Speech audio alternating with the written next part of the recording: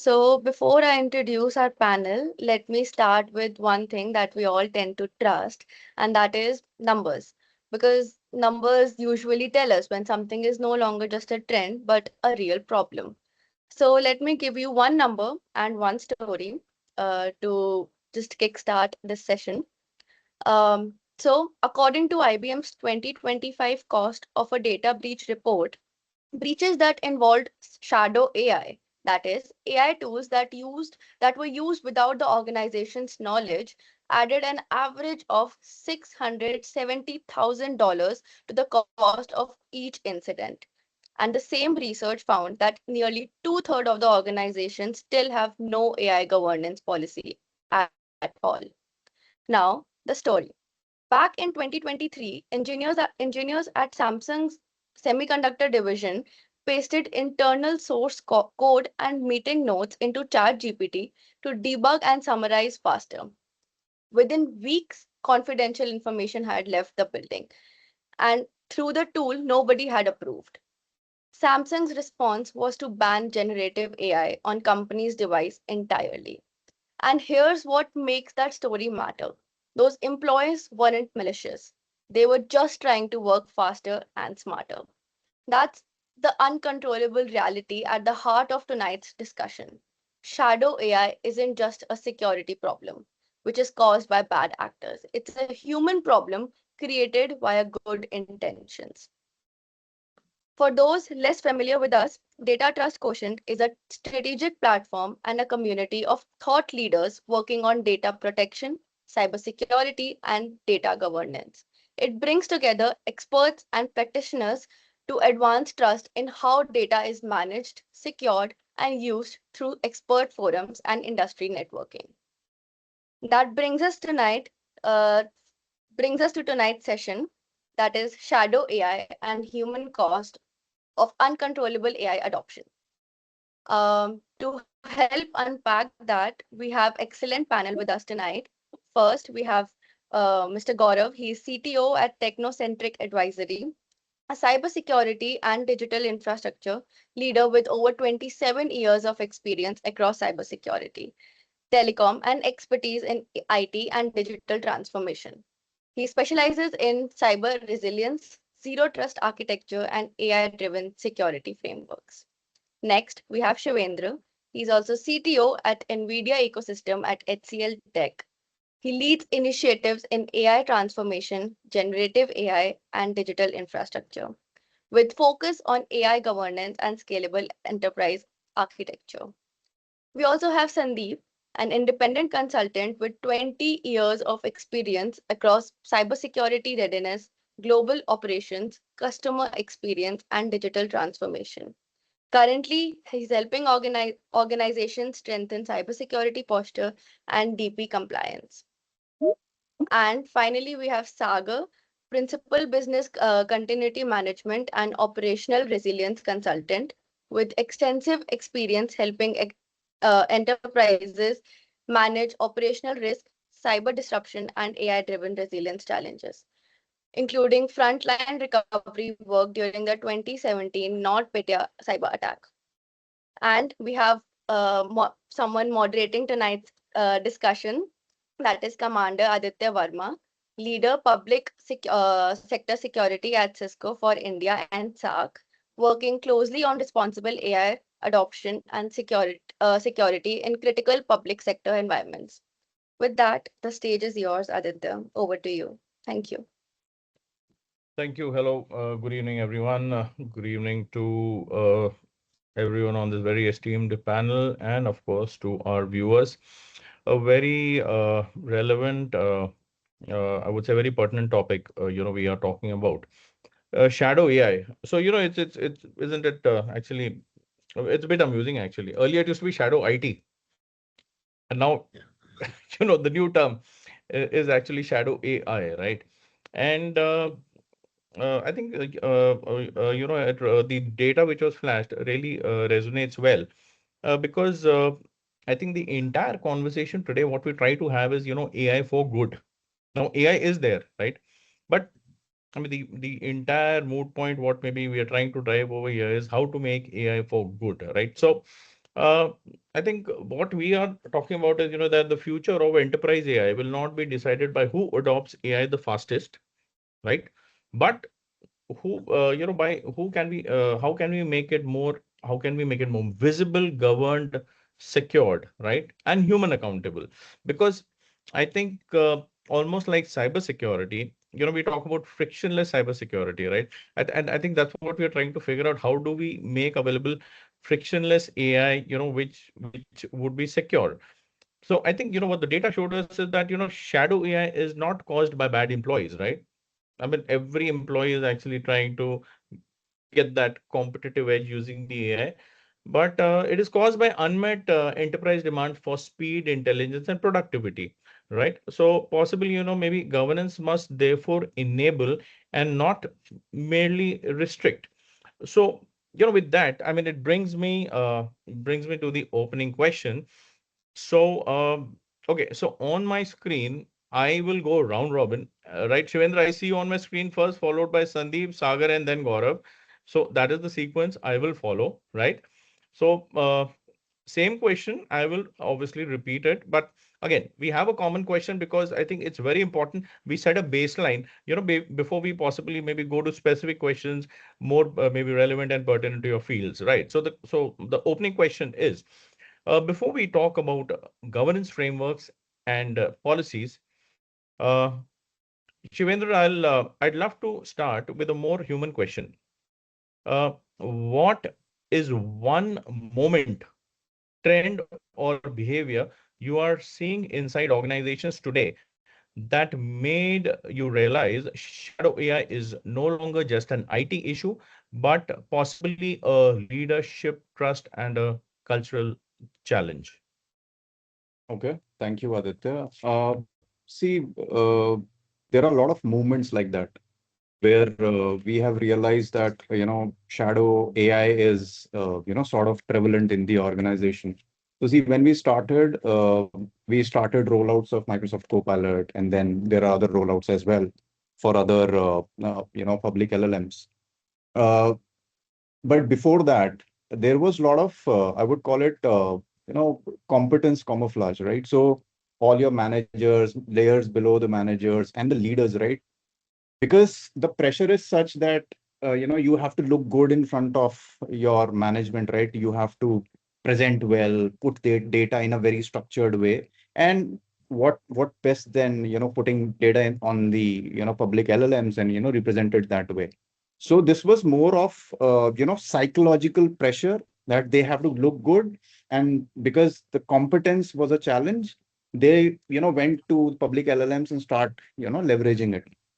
So when you see similar sort of presentations and templates and very refined formats, right, of writing emails of or writing presentations, you realize that something they are either you leveraging AI, and because organization mandate has not come yet, but still you see that refinement happening. So this is one trend, uh, and that's what they when we started, let's say in the organization, the rollout of copilots and other platforms, we don't want to stop anyone. We wanted to give them a channel to leverage this. So we brought major tools into the enterprise purview rather than stopping the usage. So previously it was a stop, but then this was and we never punished anyone, but obviously there is a tax to it, right? One consulting firm, I think the data says that 60% of the organization's data is getting into public LLMs, right? And what Ananya showed in the beginning as well. So there is a lot of cost, but I think that's the maturity curve. That's what I would say. Thanks, Shivendra. I think very, very relevant points, and I think somewhere, which I'm sure will come out, and I won't be surprised.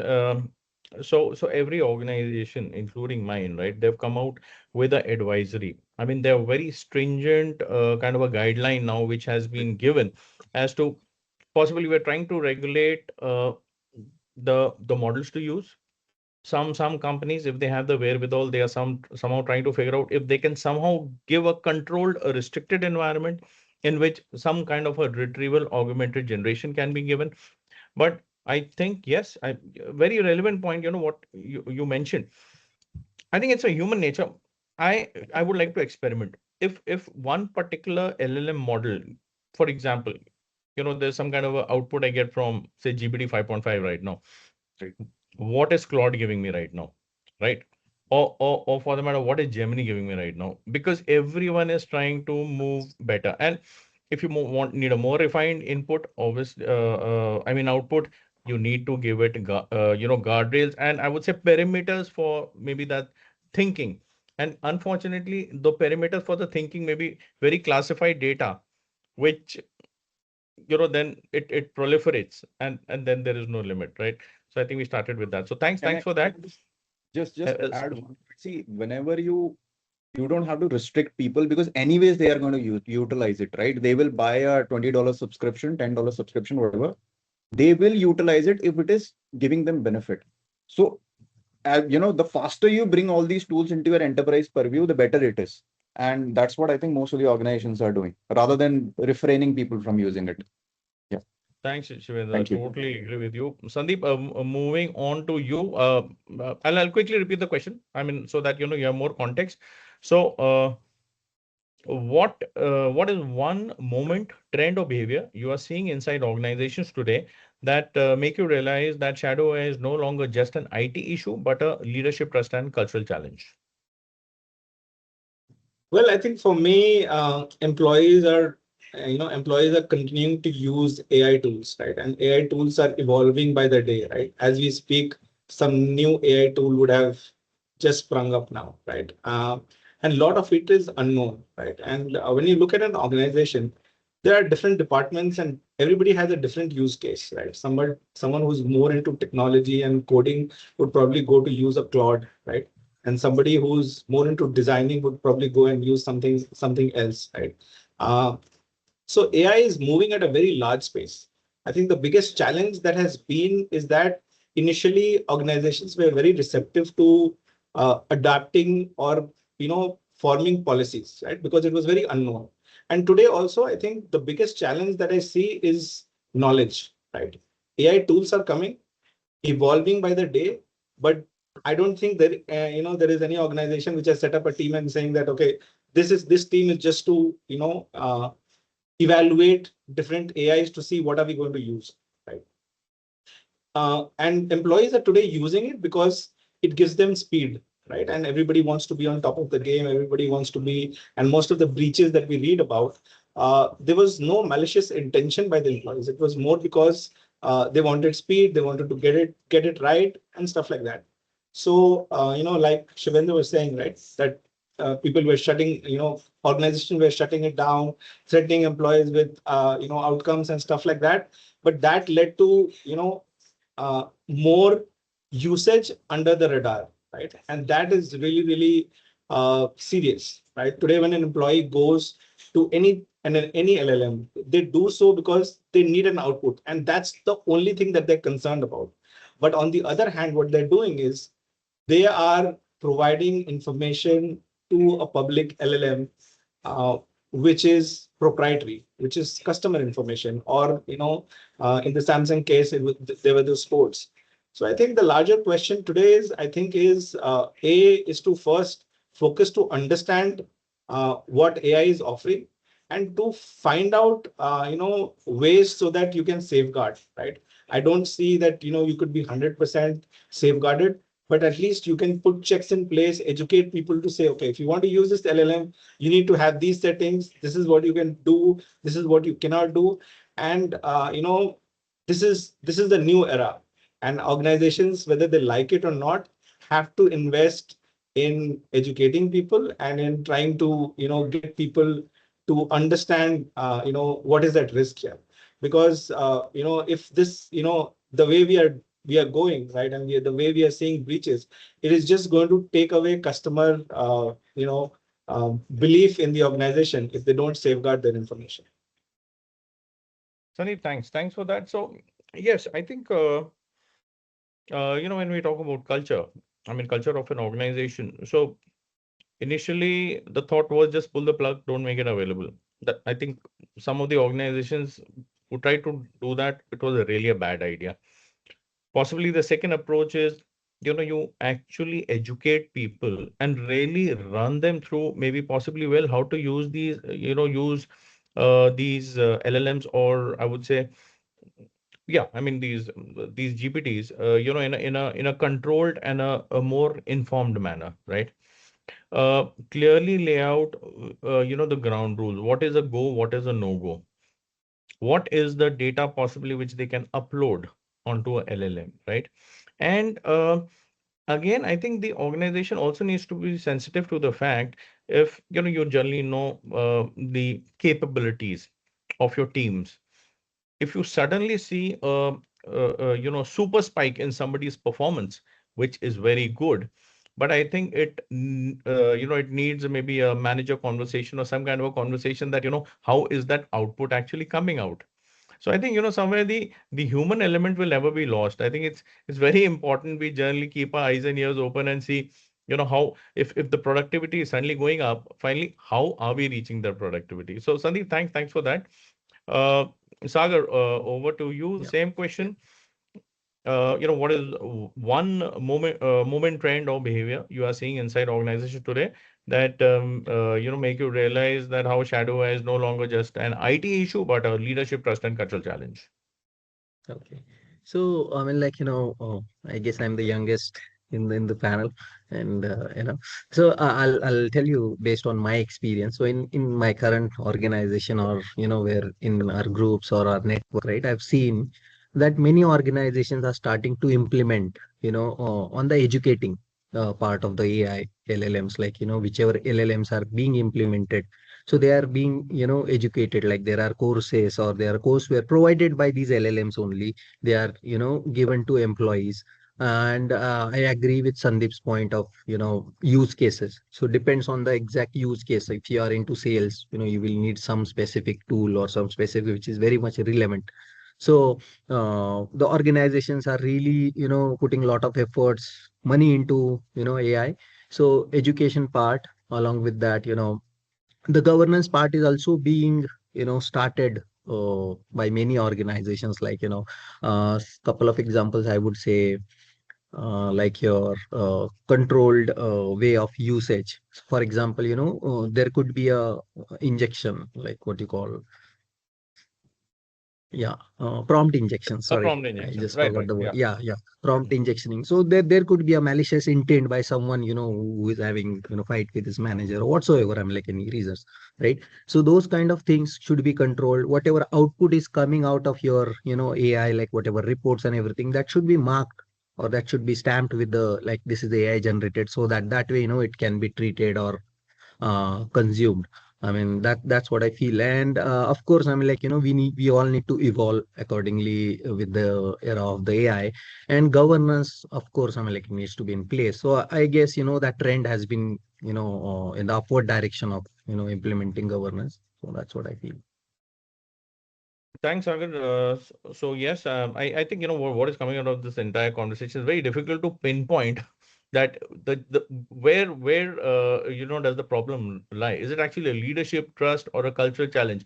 Because I think AI is all over, right? So Yeah. Gaurav, I'm looking forward to hear from you, and of course, I hope you'll, as you always do, make it a little technical, not too technical, right? So. Uh, what is one moment, trend, or behavior you are seeing inside organizations today that make you realize shadow AI is no longer just an IT issue, but a leadership, trust, and cultural challenge? Thanks, Aditya, for having me on this particular panel. And I believe that being as the last one, all had contributed quite a lot on the shadow AI the discussion. I think, as per my understanding, that the industry was not ready to implement AI at this particular scale. They were not anticipating that the way this industry will take over by the different roles and its implications. The pros was there always advantages for any of an industry, for any of a technology which has to be adapted. That was always on the line. But when you looked into the different disadvantages, the different cons, as well as the disadvantages on the parameters of the different the rules or the breaches which has happened in the past, it was bound to be. it was bound to be happen at this scale. And nobody thought about that securing AI usability in any of in infrastructures. While we were just more into it, that the industry was into a dilemma that whether to deploy AI within their ecosystem or it's going to make the loss of the jobs for the majority of the organizations. I think a day before yesterday, that Sam Altman had confirmed that he was wrong. While AI is not going to make any of loss in the jobs, that he confirmed and he admitted that particular part. So it's more like as that industry was into a dilemma. Shadow AI was always there since its beginning. Like the biggest example there, we all have a Alexa back at our home. So whatsoever the information we had it, we are talking every single information. It's like inside information we are passing out towards the public cloud itself.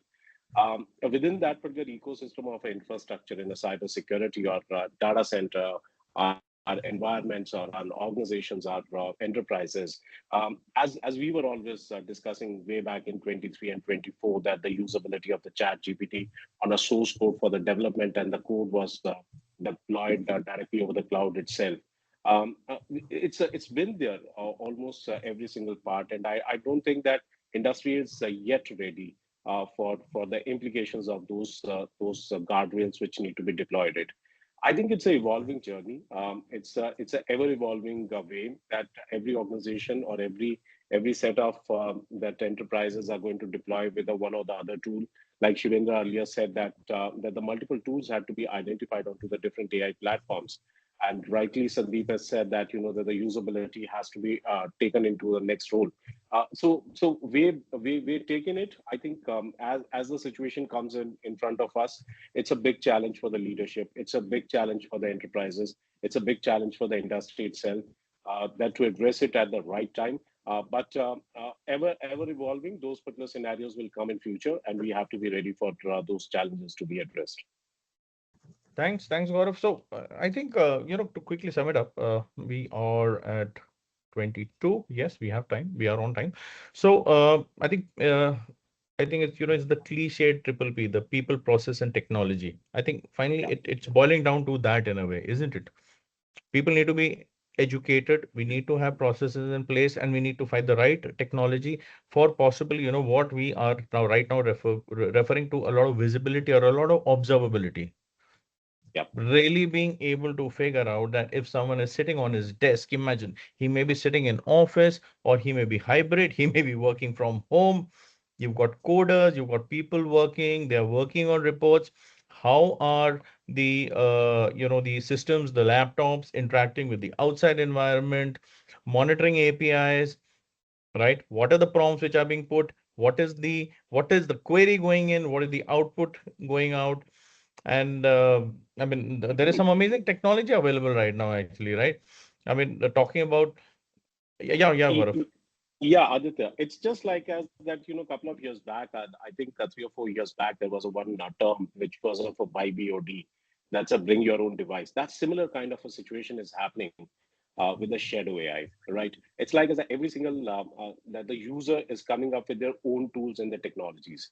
So thousands of portals are there. If you search it for the PPT AI for PPT Maker, AI for Excel, AI for your productivity, so you have how many of them you are going to block it onto your firewalls and then to make it as that particular policy or the frameworks. Nobody has taken that security for AI usability or the productivity in their ecosystem. While even in a design per se, that nobody has seen that even within the security frameworks. I don't think that so far any of an organization or enterprise has built up that architecture along with the data center architecture, security framework, and AI framework for any organization. If anyone so, I'll be welcome to see that as well and to give my inputs as well.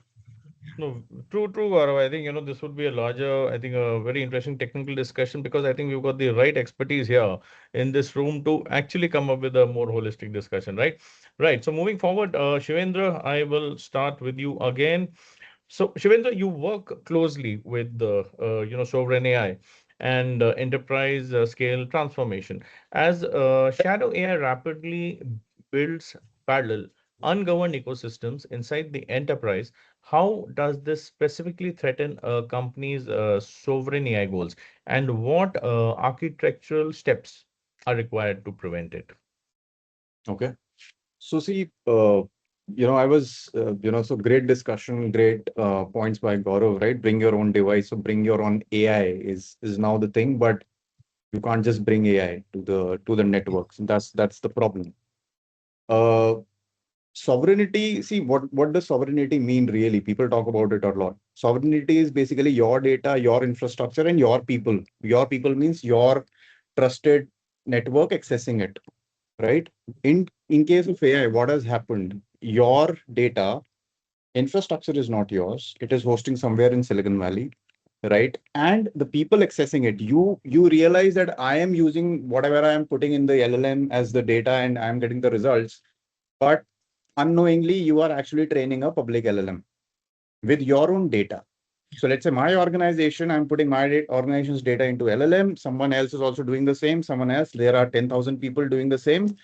You will get very structured reports out of these LLMs, right? So in a way, previously there used to be analysts who used to survey organizations to get the data out, and they used to sell those reports. Now you can freely access it because everyone is unknowingly training those LLMs. So this is the biggest thing, biggest problem which I see. And once people will start using it, and if you tell people to stop, no, don't do this, do that, right? Let's say if I'm using Claude, you will say no, don't use Claude, use Gemini. But my behavioral switching cost is very high because I know Claude, I love Claude, I like to do coding on it, I love the workflows and everything. I don't want to switch to Gemini, although Gemini is giving me a lot of enterprise capabilities, enterprise guardrails, and those 5 layers of protection.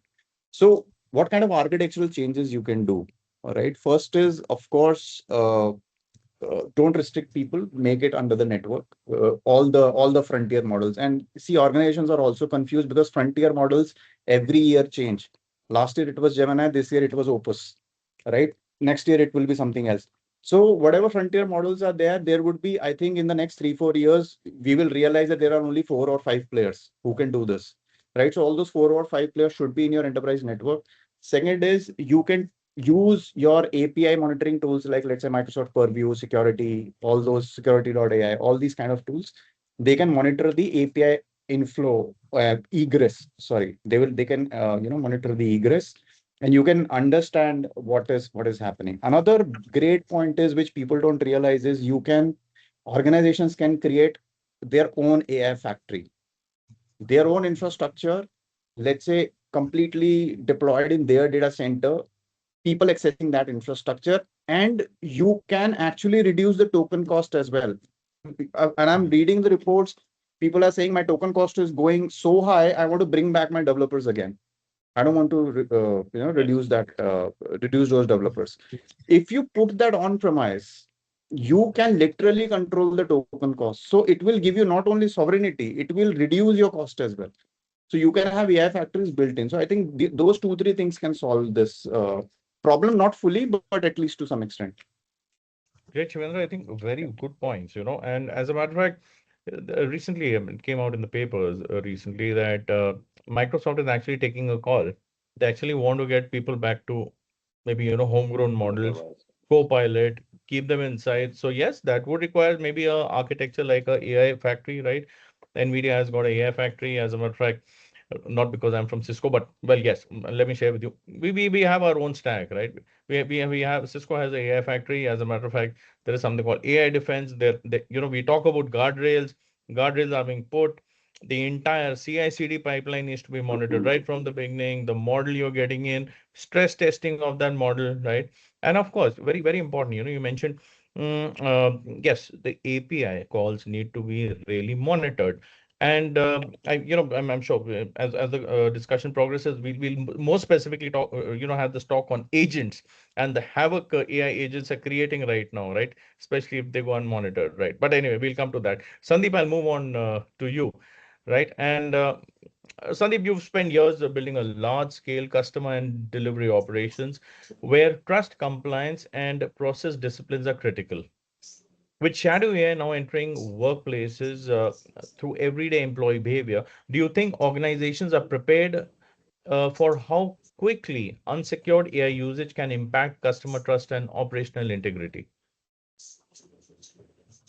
I think the larger problem that I see is that most organizations are underestimating both the speed and scale at which shadow AI is affecting or has started affecting customer trust and operational integrity. And why I say that is because today, shadow AI is quietly entering through, let's say, a customer response, a draft that is being quickly done through AI, or a sales guy, trying to put his numbers together and uploading everything up there. So a lot of these things are happening, right? And AI tools are processing these, and there is no one watching, right? I think organizations today, and the larger enterprise organization, and there is still some gatekeepers, right? But the mid and the small segment is where I think there is a larger problem, because they view these tools as a productivity tool rather than a governance challenge, right? Neither they have budgets nor they have people in place, so they can put a structure around this. And I think that is, I think, a bigger challenge in terms of the privacy concerns that I see. Right, the risk just not extends to the organization, but also with the customer data. And if I have to specifically point out, I think India is, I think, at the larger, is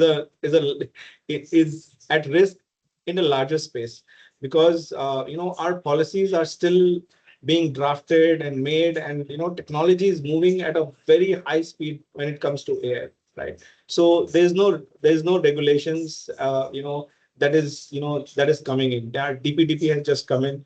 The deadline is for next year, May. And I've been talking to a lot of customers, or my customers or organizations, right? And they say, oh, this will get extended. Nobody is really bothered because there's no enforcement that I see here. And I think that for me is a bigger concern right now, right? Educating people. I know people are doing different things at different levels to trying to get people to up to speed. But I think it'll be a great thing to see how this all pans out, because end of the day, our data, is being just uh, put out publicly. We are accepting stuff. We are accepting terms of things we have not even read, right? You look at, you pick up your phone today, and Airtel is trying to sell you one, Google is trying to sell you one, Apple is trying to sell you one. So everybody's trying to push their AI models to you, because everybody wants your data. And that, for me, I think, is a bigger concern, not just as an individual, but also as an organization, where customer information is there out in the open today. Right. Thanks, Sandeep. So I think I mean, what I make out of your, I would say very elaborate answer is that I think organizations, they need to prepare, right? They need to prepare that how quickly can to figure out that how this unsecured AI usage is going to impact customer trust and operational integrity. Because uh, you got AI, you did some pilots, now you're trying to get into the larger environment. We The entire, I would say, digital fabric of your platforms possibly right now needs a revamp. Yep, There absolutely. is, you know, there is ludicrous amount of data which is getting consumed. We are consuming data, output is even coming out before possibly we are thinking, what exactly is the prompt that we're looking at. And once that data is moving, and I think the larger challenge is, you want a bespoke answer, you have to give bespoke data, right? And that is where I think control really comes in. It is, it's like an addiction.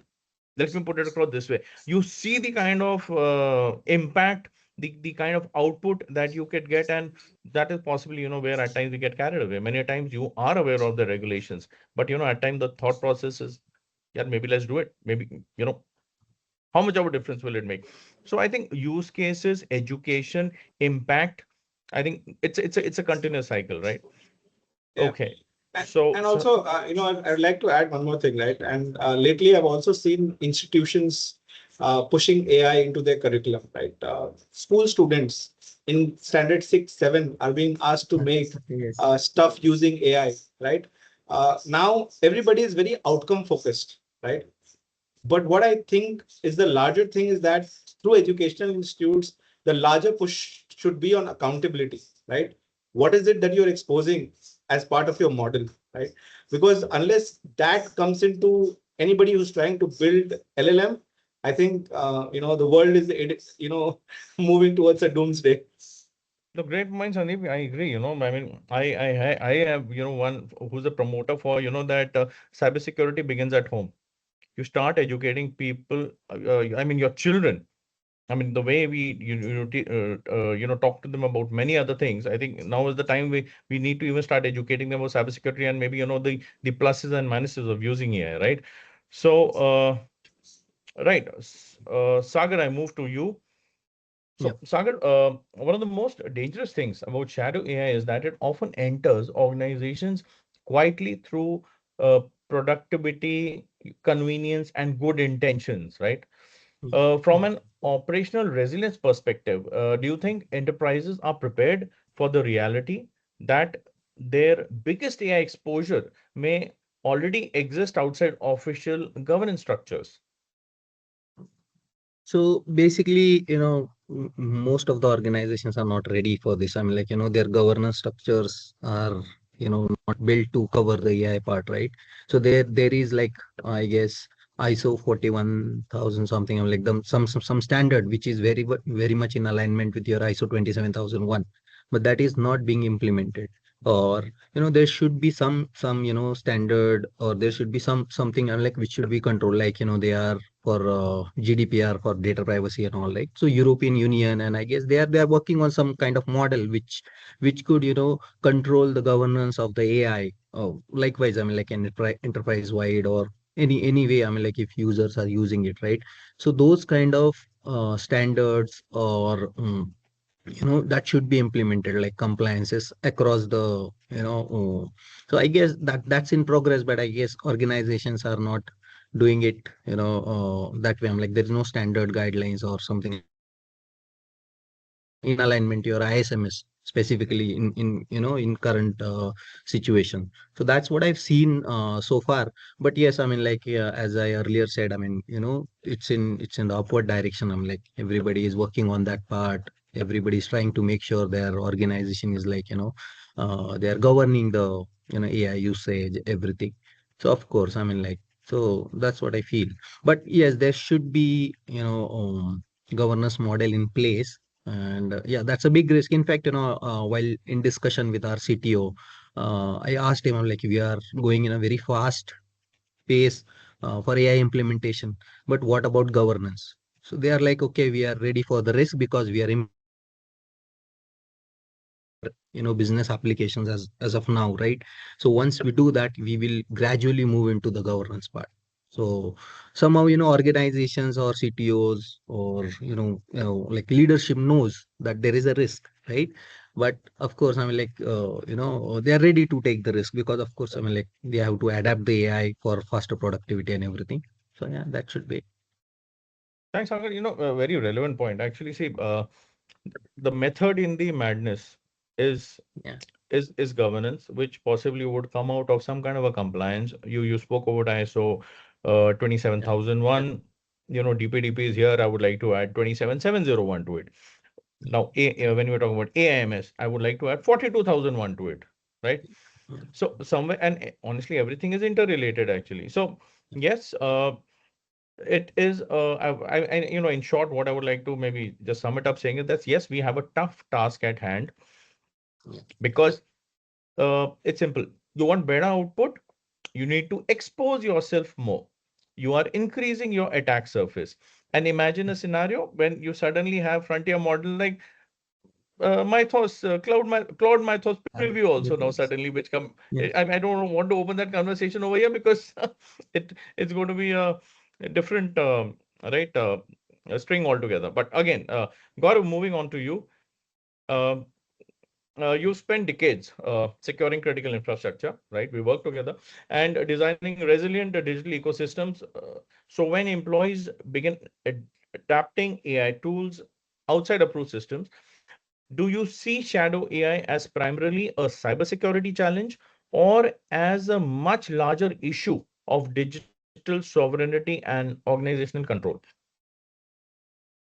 Uh, Aditya, as we both have experience in our previous assignments as well. While we were working with the critical infrastructure, our primary job is that to secure that entire infrastructure and very critical information to be placed at the very secure place in itself. The problem is it's not limited to the shadow AI, which to be used by the employees itself, but by the infrastructure tools itself. We don't know that the AI frame that as a technology that what kind of data has been captured and it's been passing through to the third party or the state actors. The shadow AI is a one aspect which we always believe that while into the majorly the government and the public sector along with the defense sector, that the users are very novice and they hardly have that the expertise in that aspect that how to utilize or like as into enterprise the employees and the other sectors altogether. As Sandeep already mentioned, evangelization is a one part where you have to keep them understand that what are the implications of those particular technologies. But the larger question is comes from the different tools which has been deployed at the critical infrastructures because their AI which has been deployed, their LLMs, which way it is going to pass it on that particular information to the unknown sources. That's going to make a big, larger aspect, which makes me many of the times worrisome rather than just to get onto the very small or feasible answers. Shadow AI, you can restrict it within that particular air gap environments, wherein more like as anomalies you can detect it within that particular infrastructure. But when it comes onto the critical infrastructure scenarios, as the open scenarios, the ecosystems which are coming onto the different cloud on a private, public as well as a hybrid models, I believe that that's a larger danger which nobody has addressed so far. And even the lack of frameworks which need to be defined by the AI in India, specifically from this particular country perspective, nobody has addressed it, and I haven't seen so far. That's where I think it's an ever evolving scenario for us. And by the time it's like a wait and watch for us, that as we mentioned in the very first question apart as well, that these are the particular aspects which we need to address it. We need to look at that which way it will go. But shadow AI will always remain into the part by either of the way, by the employees, by the tools, by the technologies, or by the infrastructure itself. So design is a one aspect along with the framework, I believe, that need to address it to counterpart at this juncture. Right. Thanks, Gaurav. Time check. We are at 5:43. We will keep our second round of questions very crisp, right? But yes, totally agree. Cybersecurity may be a means, but I think organization culture, leadership, the people being monitored, being told what to do, awareness, I think also becomes a larger part of the game. I mean, I don't think cybersecurity alone can actually solve the problem, No. right? Uh, Shivendra, we move on to you, and I would request everyone we'll keep it a bit crisp so that we have some time for engagement with the audience also. So, Shivendra, you sit at the intersection of generative AI and governance. How can leaders definitively measure and stop the silent erosion of their data boundaries while still capturing the massive productivity gains these AI tools are offering? Okay, so there are few simple points for this. One is, of course, so you don't have to stop, first of all, anyone. You have to channelize. You can't stop. They will not stop, right? That's what Gaurav said. Anyhow, they will use it, right? So don't stop, but channelize. So give them best of the best tools available, frontier models under the enterprise guideline. This is one. Second is there are monitoring tools available like Microsoft Purview or Varonis or security. All these you can implement all of these. Another thing is, if you want to measure, first of all, these are all solutions. If you want to really measure what kind of shadow AI is going on in my organization, so simple thing is, put a blog writing contest within the organization. Tell everyone that $500 of Amazon voucher is up for grabs, right? And see how many polished responses you will get, right? So half of the organization will respond with AI generated blogs, and if let's say you have deployed LLMs in your organization and the utilization is hardly 2%, you know that where those blogs are coming from, right? So all those measurement tools, you can't just go traditional, right? You can start asking people, okay, how many of you are using external tools? Nobody will say yes to it, right? But Right. you have to tweak it in a different way to measure it. And of course, then you have things like NVIDIA has something called guardrails, right? AWS Bedrock also has guardrails. There are a lot of things which you can do. It's just that what is your priority? What do you want to achieve? That's my summary. Thank you. Thanks, Shivendra. Very relevant. And as a matter of fact, I'll maybe possibly a summing up, together. Sandeep, moving on to you. So your work today focuses heavily on cybersecurity readiness and DPDP preparedness. But shadow AI often operates in spaces organizations cannot fully see or govern. In your view, what becomes harder to protect first in that environment? Data privacy, operational accountability, or customer confidence? I think the short answer is all of it, but I think the core issue is visibility. If organizations cannot protect what they cannot see, and when employees use these unauthorized AI tools to draft responses or summarize contracts, those inputs and outputs basically are taking away business processes, right? And there is no one accountable. There is no documentation as to who used it, where did you get it from, and it enters your business, right? Let's say you're writing a policy and you use chat gpt, just to give you an example, and then it enters your policy, right? And then there's no one going to amend it or to find out where it actually came from, right? The erosion of accountability turns governance from proactive to reactive. And from a DPDP compliance perspective, it creates a significant risk because organizations need to demonstrate where personal data is processed, who has accessed it, what are the safeguard measures that we have put in, right? So all of this today is in jeopardy, right? And having said that, I think the impact ultimately extends to the customer confidence, right? Customers hold organizations. It's not the employees, not the owner, not the vendor, or not these AI platforms, right?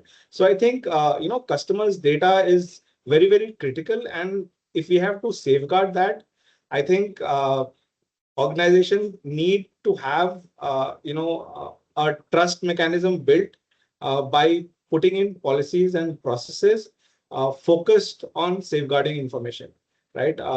Shutting down or not knowing is not the way forward. Right? Trust depends more on transparency and accountability, and that's where I would like to leave it at.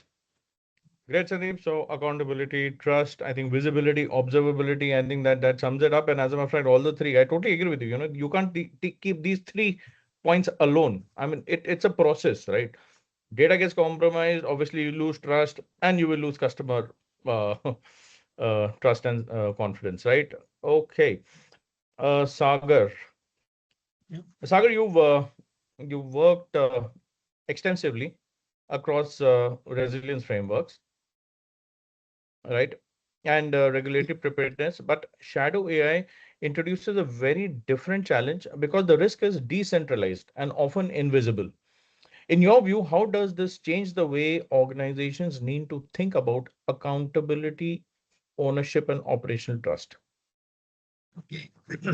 So what I feel, accountability should not be at the leadership level. It should be at the each level because everybody is using the AI.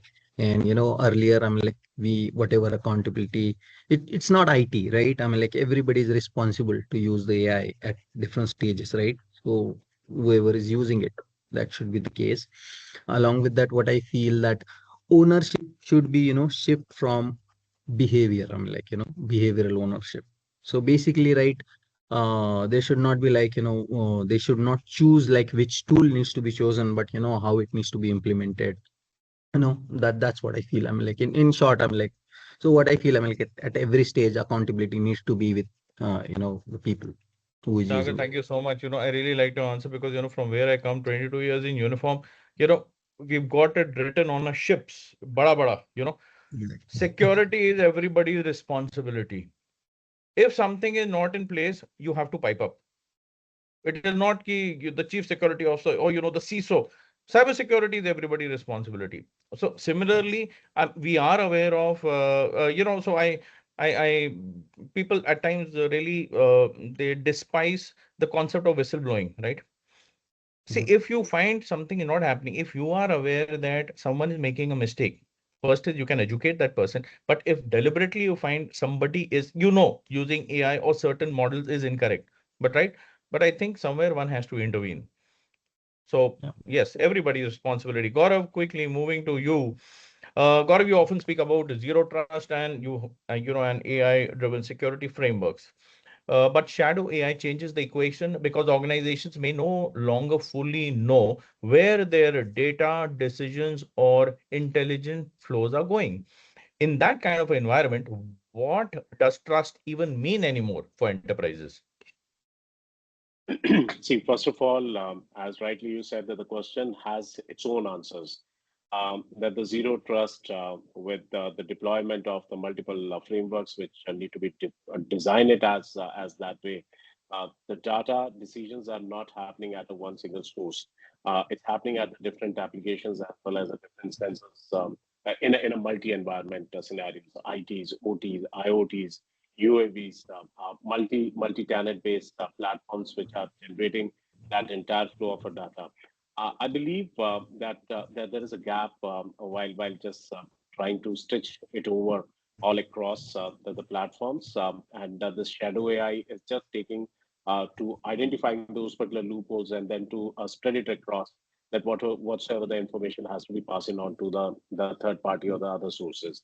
Um, in my preview, again, emphasis would be for more from the design by architecture, that evangelization in that aspect, and the frameworks like zero trust, if need to be availed in that part, authentication, your authorization and accounting will be the major source for that improvement.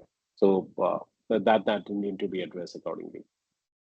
Thanks, Gaurav, for that. So I think yes, identity first, zero trust seems to be the general mantra everywhere, right?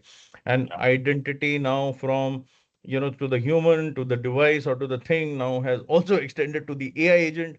And very soon we are going to have AI agents working with us. Managers are being told, you'll have a team which will have some AI agents also on that. Yeah. So right, quickly, I think before we hand over to Ananya to maybe pick up I was just watching the chat. Wow, there are so many questions. Ananya, I don't know how you're going to figure out which questions to ask us, right? But quickly, I mean, before you come to that, what I want to sum up is that see, we have heard four dimensions today. First, shadow AI creates invisible operational exposure. I think we agree, right?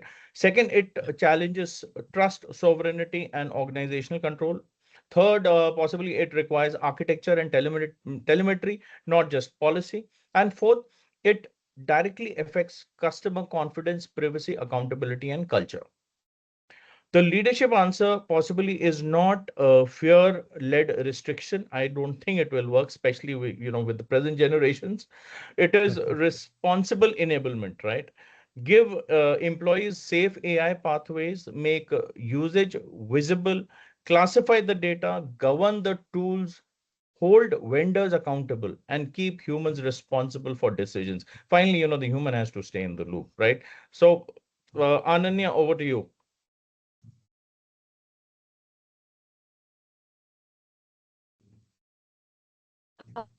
Thank you, Aditya, and that was a really rich conversation. Let's take up a few questions from the audience. We already have some great questions coming in through the chat. So I'll just start with those. The first question is from Ankita. If employees are adopting AI faster than organization can track it, are we heading towards the biggest invisible risk enterprises have ever faced? Whoever wants to volunteer first. Please, yeah, Gaurav. I think, yeah, it's a ever evolving risk. We already have discussed in this particular panel itself. AI is going to have multiple dimensions altogether. It's more like as there are multiple hands, multiple extensions, multiple dimensions. You never know that which way that data is going to be leaked, the data is going to be used, in which preview, that what will be the result out of it. Enterprises had to tighten their socks and then to move into the next level that this technology trend is moving quite faster. And definitely, if the employees are bringing their own devices or own AI and just implementing within the infrastructure, just you never know that what kind of an malwares, ransomwares, Trojan horses, or your data is just passing on to the third-party sources. It's a big risk, and we are sitting on a big bombshell as well. You never know. Right. Ananya, any more questions? Yeah. Yes. Next question is from Yash. Um, as operational resilience becomes more dependent on AI, do you think organizations are prepared for the possibility that their biggest risk may now come from inside normal workflows rather than external threats? Yeah, exactly. Yes, it is. I guess I've answered that. So, of course, I mean, in terms of resiliency, we are still looking at the holistic, the traditional way of doing the BIAs and all existing process and all. But there should be, what I feel personally that AI impact assessment, just like your BIA. Of course, it may not give you the right answers, but at least, you will have some exposure to the, risk. So that's what I feel. Yeah, I'll just quickly add to that. Imagine a scenario. You start working with the AI agents, and at some point of time, you feel, your AI agent is capable of organizing a full marketing campaign for you, right? And finally, something what you didn't realize is you had even given it access to, the company credit card, and it suddenly swipes the card for some 40,000, USD on a campaign, because I'm somewhere in the logic, it for it was for the AI agent was just a small error, right? But you could get fired for a financial lapse like that on a lighter note. So yes, I think the internal challenges can be manifold when you're working with the AI agents along Ananya, with the you. last, yeah, Ananya, the last point in admission with Sagar and Aditya, what you said. See, insider threats will always been there in the past, will remain at the present, and will remain in the future itself. So, shadow AI is a very critical aspect, and I believe that while people are just thinking about the AI to be addressed, but believe it that the shadow AI will remain in future forever. Ananya, next Absolutely. question. Next question is from Anushka. Could you share your pointers on how organizations balance openness and innovation while still protecting intellectual property and digital sovereignty? So I think we have already discussed this point a lot, right? All of our discussion was around this. How can we create openness, right? How can we have tools? How can we have access to these models? There are a lot of enterprise guardrails, which I don't want to repeat it again, but they are already possible. It's just that uh, you have to behaviorally bring people to those platforms and guardrails. So, for example, if you are using a free Gemini subscription, and in my organization, I'll tell you, I'll give you a $20 Gemini Pro subscription. Do you want to use it? Nobody will say no to it, right? Everyone wants premium subscription. So you have to psychologically and behaviorally put people onto that onto the platforms where you want them to be. You just can't say that you have to do this. You have to give them perks of using it, and then slowly and gradually behaviorally change their habits so that operationally there are no challenges in the future. And obviously, as Gaurav said, shadow AI will remain a problem. It will gonna have, I mean, it will always be there. It's just that you will, slowly and gradually mature your landscape. I think, somewhere what is going to keep coming out again and again is this word called observability. You need a end-to-end stack observability. You need a L1 to L7 kind of a observability. The application layer, I mean, I would say the top 3, 4 layers now really need a lot of, I mean, data availability and observability, because connecting the dots and because if it's connected, it's protected, right? I mean, I think that is the philosophy now. All silos have to be broken, and you really need to look at everything holistically. Yeah, Ananya. Next question. Yes. Next question is from Piyush. Could the bigger challenge be that cyber risks and human lapses are now inseparable since most breaches exploit both simultaneously? Sandeep, would you like to take this one? Sure. Sure. So I think yes.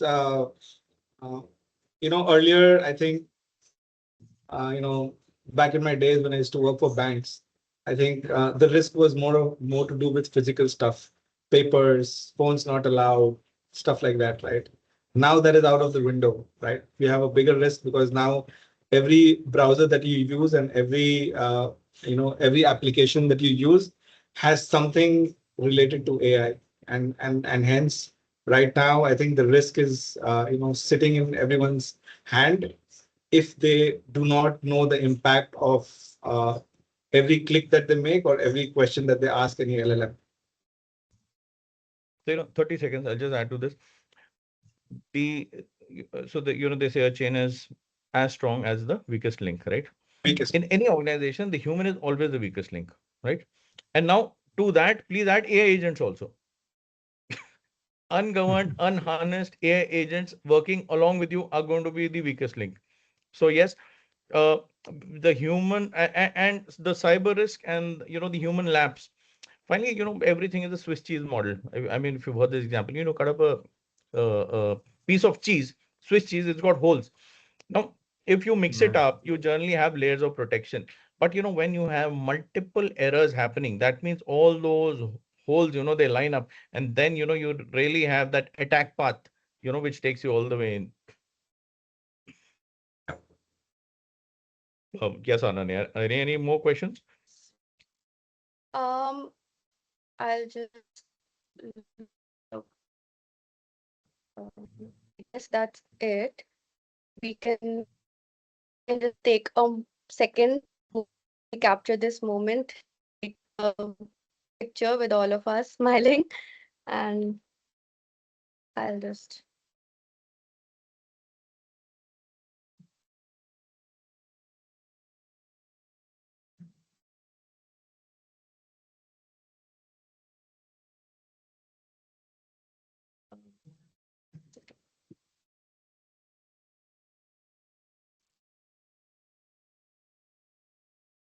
Yes. Okay. This was a very insightful session, and um, thank you everyone and the audience for being here and enjoying the session and the insightful, uh, all the insightful things we got to know in the session. Thank you so much. Thank you. And Thank I you. Thanks a guess, lot, Ananya. Thanks Thanks, for Ananya. having us. Thanks, And guys. thank you, gentlemen. Thank you so much. That was a very insightful engagement. Learned a lot from all of you. Thank you so much.